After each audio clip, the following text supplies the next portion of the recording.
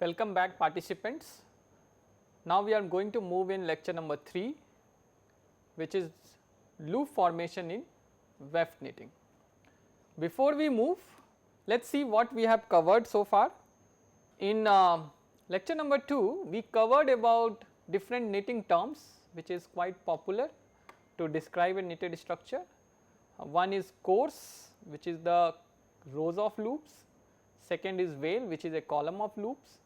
Loop is the fundamental block of a knitted structure. Stitch is also called loop when it has 4 intermeshing points. So, you can see this loop which has 4 intermeshing points, we call that as a stitch. We also define technical front and back. Depending on how you look at the surface, we can see some part of a loop. For example, herein you are able to see only the head and the sinker part, which is called technical back. We also looked at 2 different types of knitting, which is warp and weft knitting. So, in weft knitting, the movement of yarn is from left to right, which is along the weft direction or fabric width direction, while in case of warp knitting, the movement of yarn is along the length direction, which is similar to the warp direction in a woven fabric. So, depending on the movement of yarn, we differentiate these 2 fabric structure, warp knitting and weft knitting. And loop network, you can see also this looks quite stable in a weft knitting, but if you see the loop architecture in a warp knitting, it is completely different because of the nature of intermeshing.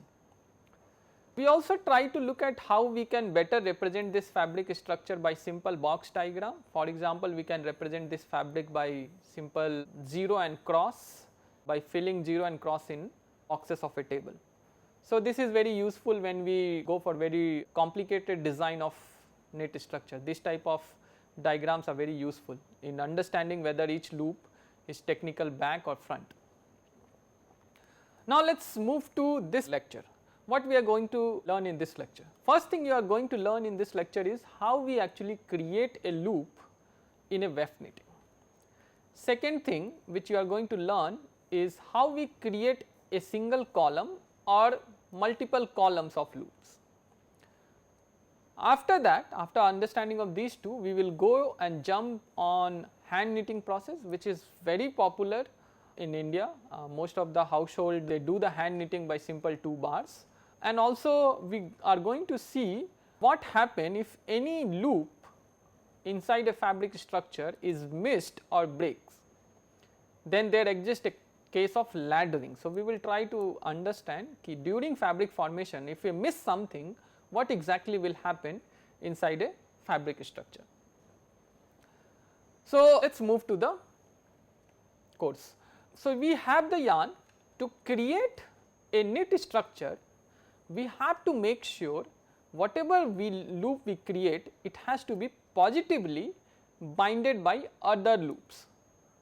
For example, we described this in the lecture 2 also. The black loop has to be intermeshed or connected with top loop and bottom loops at 4 points, okay, 2 at the bottom and 2 at the top.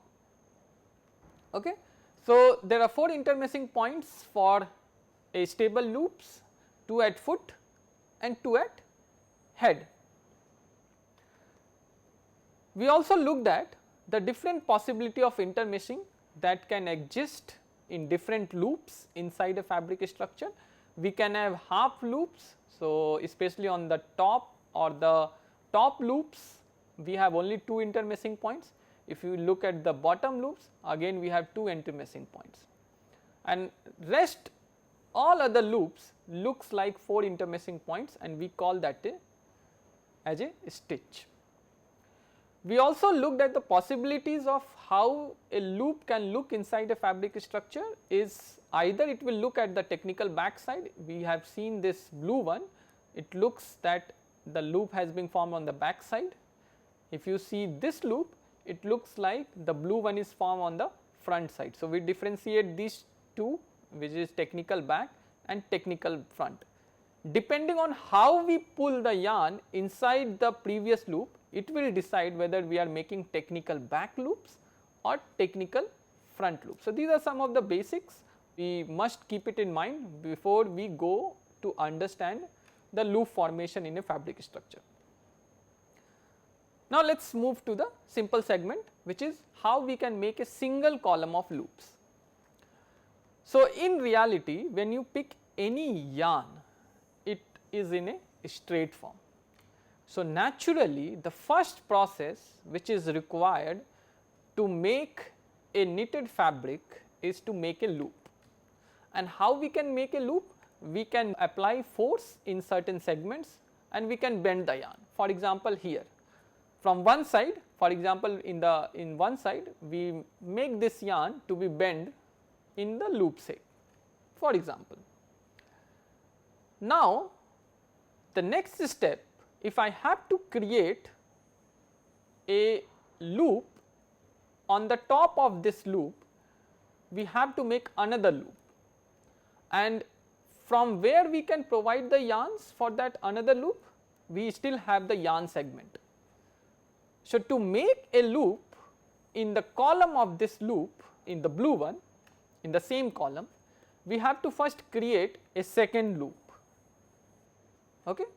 Once this second loop is created, naturally to make a column we have to pull this loop and pass it through the old loop, which is the blue one is the first one and the black one is the new one. So, we have to pass the new one through the old loop. Here is the point which will decide whether you want to pull this loop to the technical front or to the technical back. Okay. So, let us we pull this loop in technical back side. So, once you take this loop, catch this loop and pass it through this old loop, naturally you will create a loop structure. Okay. So, we have created two loops. After that we can again create the third loop, which is the red one, and we can make this loop pass through the old one, which this time the old loop is black one and we are passing the red one, which is the new loop, towards the back of black loop. So, in this way we created the third loop in this column. So, this process we can keep repeating till we can achieve the sufficient number of loops in a column. We have the animation through which you can able to see the animation how we create a column of loops. So, you can see the needle is moving, it is catching the loop and passing through the back side of the needle loop. So, we can see the animation once more. So, we have a needle, it is passing, catching the yarn, making the loop and pulling that loop on the back side. So, in this way we usually create a column of loops. So, we take the straight yarn, we keep making loops and we keep creating intermixing points to make a column of loops. We also have the videos of the real yarn how we can make a column of loops. We have the Manjeet Singh in our lab, technical superintendent at IIT Delhi. He is going to explain you how we can going to create a column of loops. So, let us see the movement of yarn. So, we have the yarn which you can see in his hand, we have the needle and we are going to first create the first loop. Okay. So, this is how we created the first loop.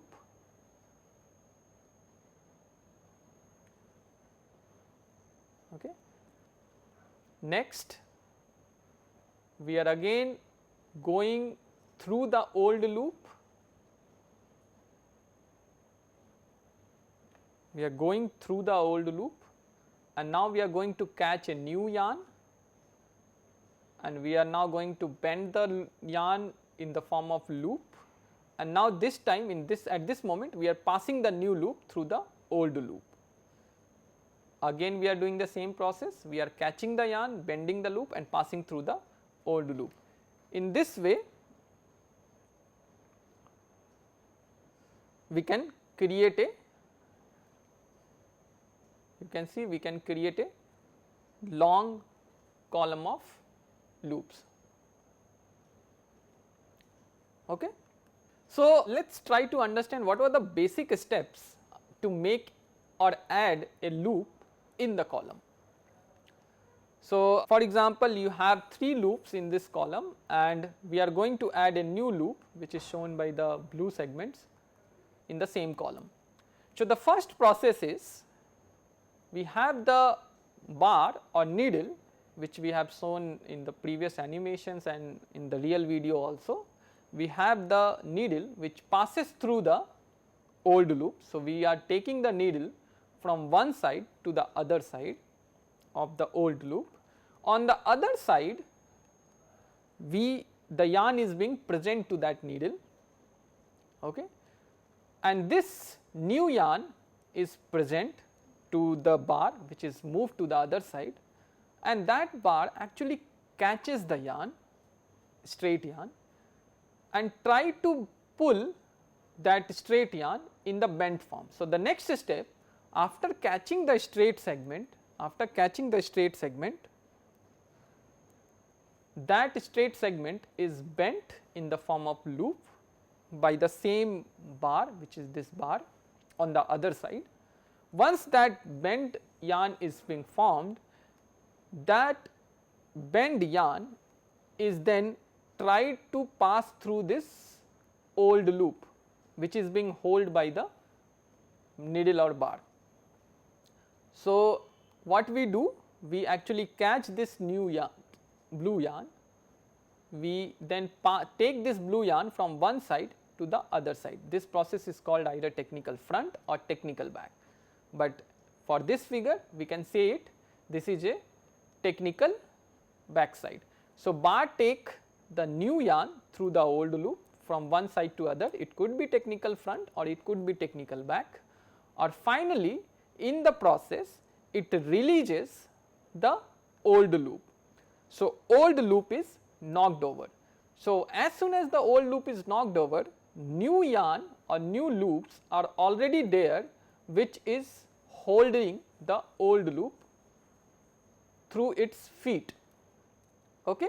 So, new loop is being formed and it is supporting the old loop. So, in this way the process keeps on going and we keep adding the new loops.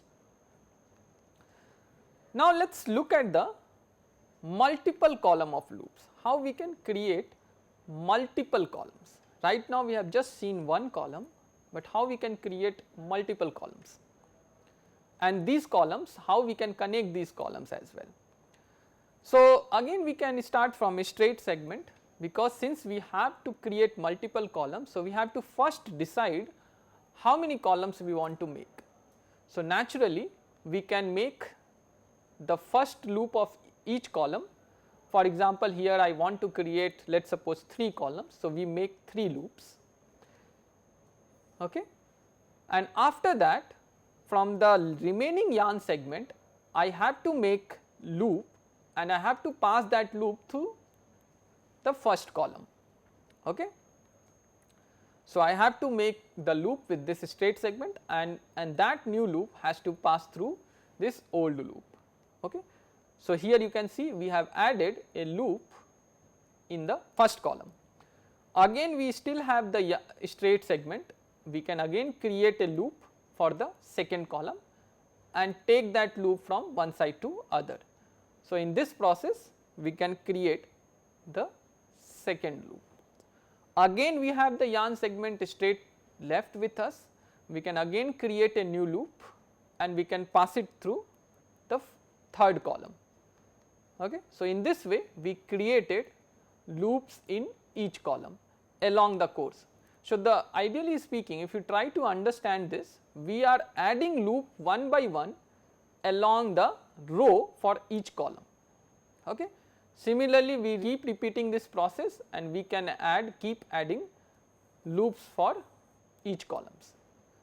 So, the movement of yarn, if you try to observe here, what we are doing is the movement is of the yarn in the form of loop is moving either from left to right or right to left. So, you can see here we creating the loop from left to right, and again for the second course we are creating the loop from right to left and then left to right. So, here the movement is either left to right or right to left.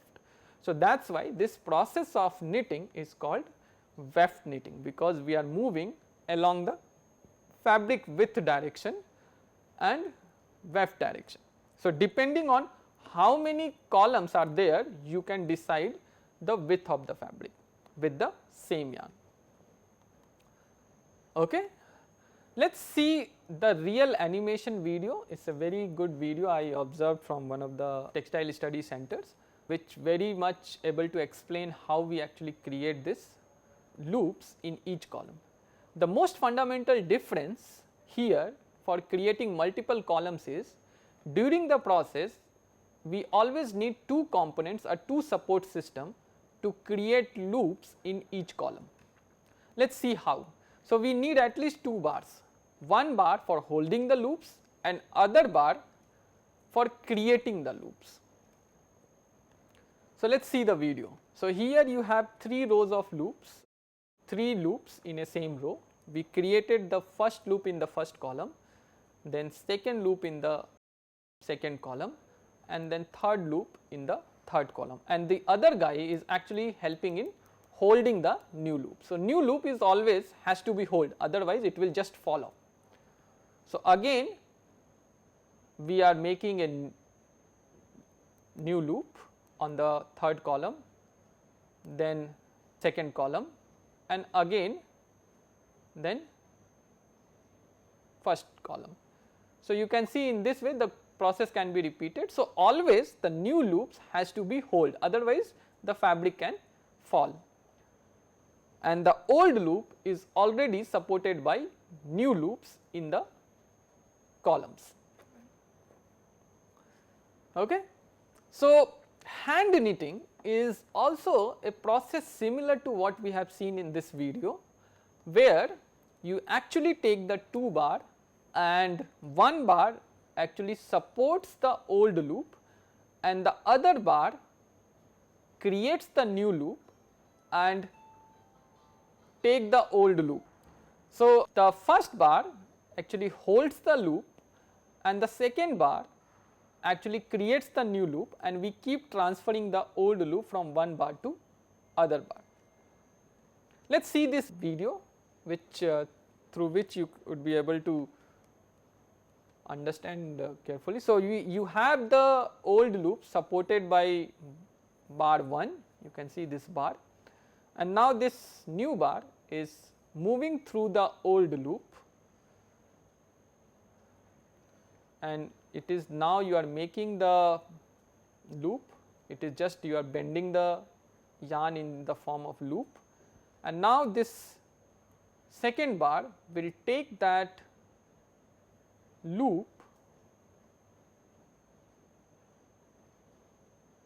through the old loop from one side to other side, and once new loop is being formed, then we need not to support the old loop, we can simply knock over the old loop. So, here this is the place of knocking over, because new loop is being formed in that column and that could support the old loop. Again you can see the process, you have the old loop and the second bar go through from one side to other side, okay, and then this bar catches the yarn on the other side, and then it pulls that yarn in the form of loop from the back side to the front side of the old loop. So, now the old loop which was there in the bar 1, it has been knocked off, and this process is repeated again and again, and we can create series of loops and we can create multiple columns. Okay.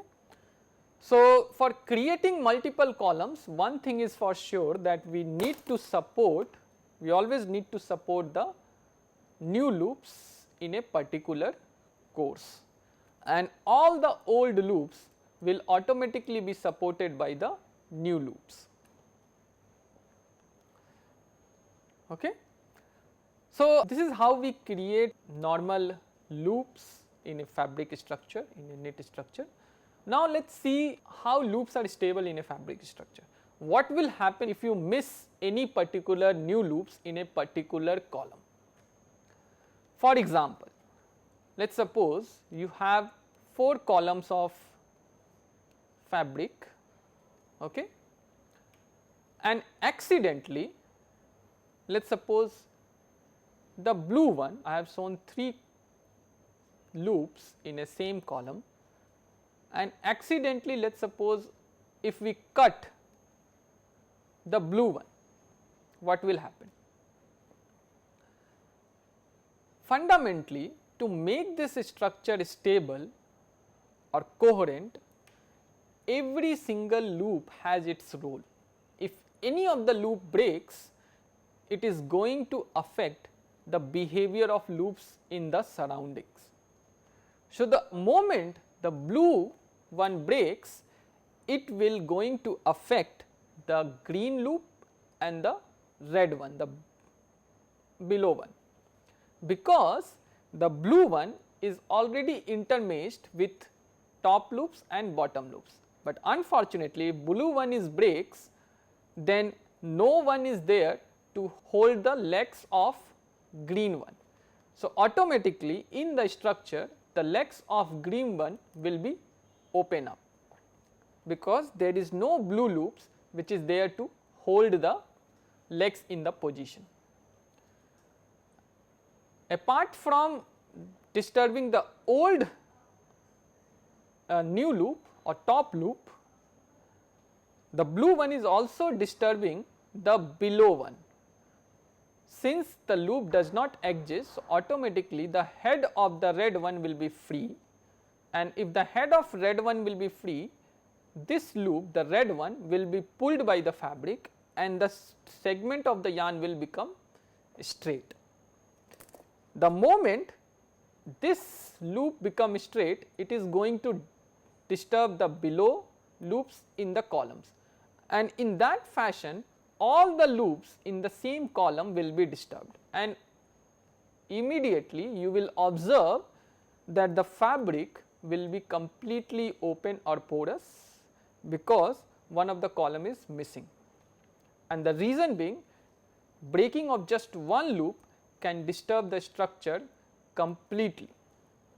So, it is extremely important to take extra precautions in creating intermeshing points for each old loop.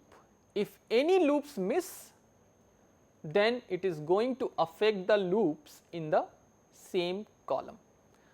I have a fabric structure with me where you would be able to actually see how the appearance of the fabric will change in a fabric structure. So, here you can see one of the loops was missing, and this is why all the loops become straight.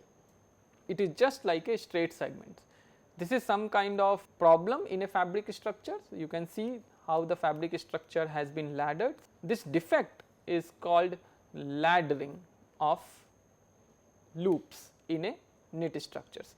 We have one fabric also with me, through which you would be able to see how it can affect the fabric structure. So, let us see here. So, this is what will happen if any of the loops. So, this loops in this column, one of the loop got broken. So, all the loops which is below in that column just become straight because of tensioning in the yarn, because there was no new loop was there for each of these loops in the column which was supporting its head. So, once any heads break, all the heads in the same column will just become straight. So, that is the big problem. So, if you cut any loop, if you let us suppose cut any loop, you will find out it will become like this throughout. And above this column, since the new loops was supporting the heads, so the structure was not open. Okay. So, only from the broken part below in the same column, all the loops will just open up. So, this is the problem of laddering, which is one of the fabric defect. Okay. So, let us summarize lecture 3. So, in this particular lecture, we learned about 3 major important things. First, how to create loops, single column and multiple columns. So, here you can see from the same yarn you can keep creating loops, okay, and then you can keep adding loops for each of the columns, and you can create multiple columns of loops.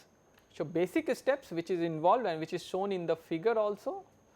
So, the first thing which in the figure you can see, after creating a series of loops, it is first creating loop, passing through the other side and then releasing the old one. So, here you can see it is passing through the old loop and then releasing the old one. So, once it created the new loop, old loop is released. So, this is the same process which is happening in the case of fabric made by hand knitting. So, we catch the yarn, we form new loop, we pass the new loop through old loop, and finally we release the old loop. If any of the loop is by accidentally missed in the fabric structure, if any of the loop by accidentally missed, then automatically all the loops in that column will open and yarn will become straight. This problem is called laddering. So, we have to take utmost care in making loops and connecting these loops with other loops on the same column. So, this is all about introduction of knitting in this week. From next week, we are going to learn about the technologies and how the process of loop formation can be automated with the help of knitting machine. So, in next class we are going to look at the technologies, hand knitting and circular knitting, which is being used, which do the exactly same process what we have learned so far of creating multiple column of loops. For the time being, thank you everyone. So, we catch you in next lecture. Thank you.